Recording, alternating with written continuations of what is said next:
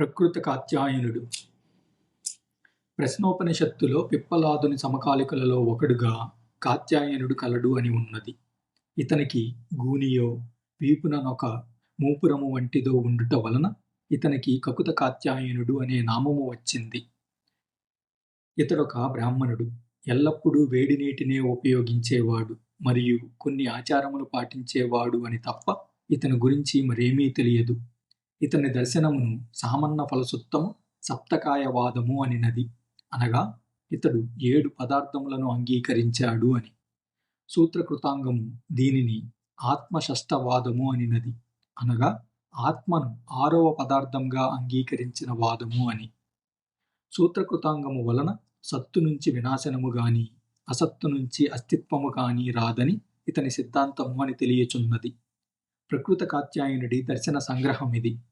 పృథ్వీ, జలము, అగ్ని, వాయువు, సుఖము, దుఃఖము, జీవము అను ఈ 7 కాయములు అకృతములు, అనిర్మితములు, కూటస్థములు. వీటికి చలన వికారములు లేవు.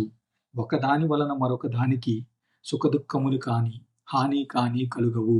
ఈ కాయముల మధ్య వివరము అనగా ఖాళీ స్థలము కలదు. అందుచేత ఎంతటి తీక్షణ శస్త్రముతో గట్టి ప్రహరమైనను ఆ ఖాళీ స్థలమునందు పడవలసినదే. అసలు కాయములను తాకదు. ఇహలోకమున హంతకులు, హతులు, వినిపించువారు, వినువారు, తెలిసినవారు, తెలుసుకొనబడువారు లేరు. అస్పష్టములు, నిత్యములు, నిర్వికారములు అగు ఈ కాయములు కొత్త దానిని దేనిని సృజించవు. అకర్తలుగా పర్వతశిలల వలె అవి ఎప్పటికీని చలనరహితముగా ఉండును. ఈ కాయములు ప్రకృత కాత్యాయనుడి దర్శనమున మూలతత్వములు, ధాతువులు లేదా స్థిరతత్వములన్నమాట. బుద్ధఘోషుడు కాయములు అనగా సమూహమని అర్థము చెప్పాడు. కానీ ఇక్కడ కాయమునకు గోశాలుడు, మహావీరుల దర్శనమునందలి అర్థము లేదు.